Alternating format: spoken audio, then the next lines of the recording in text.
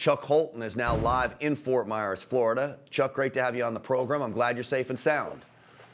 Yeah, that was pretty crazy last night, Grant. As I said, during the storm, we didn't see a lot of debris, at least, not like buildings and that sort of thing.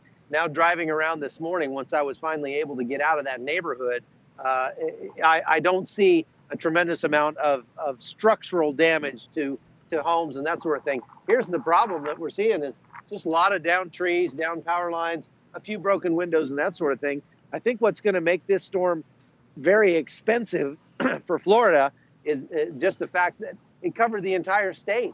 So it's not just localized here to Fort Myers or Naples or that area. It's everywhere. Yeah. And that's going to make it pretty tough to recover from. When you talk about it being everywhere, different parts of the states are dealing with different things. We saw a tremendous storm surge in Miami. And then we've seen that storm surge all the way up the East Coast to Jacksonville, Florida, where it's 2 feet more than it had in the worst storm in Jacksonville's recorded history. So flooding clearly going to be a problem in many cities across Florida. Yeah, and here in Fort Myers, the neighborhood I was in overnight flooded tremendously. Fortunately, the homes are all built up on mounds about 2 feet higher. But I talked to people that had lived in that neighborhood for more than a decade, and they said that there's never been water in that neighborhood.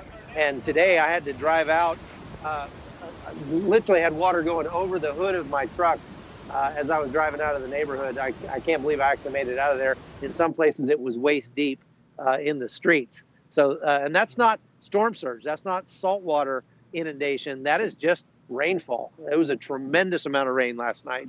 So that may be a while before it gets drained out.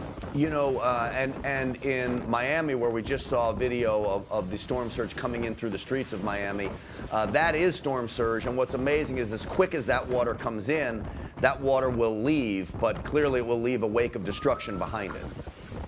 Yeah, without a doubt. And then, like we saw in Houston last week, the rainfall flooding, like we saw in that neighborhood I was in last night, that will take longer to go away, and that means more mold problems, mildew problems, rot problems, that sort of thing.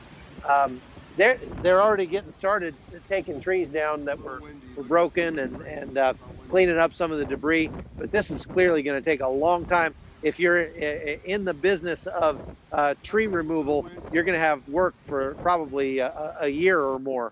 Yeah, and Chuck, first responders, as far as what they went through last night, were you able to listen to any of them, and how busy were they? They were very busy, and of course, during the worst of the storm, they all just pulled in and sheltered as well. They were on the radio saying, listen, if you have a problem, we cannot come help you right now. You are on your own. And I was thinking about that, when it comes to the issue of the people that were sheltering in place or the people that were going to the shelters, they truly were on their own. And at least the Red Cross shelter that I visited, but the day before the storm, they had big signs up everywhere. No firearms, no weapons allowed. You're not allowed to protect yourself in those shelters. And that, to me, would be the deal breaker. That's the reason that I think a lot of people chose to stay in their homes.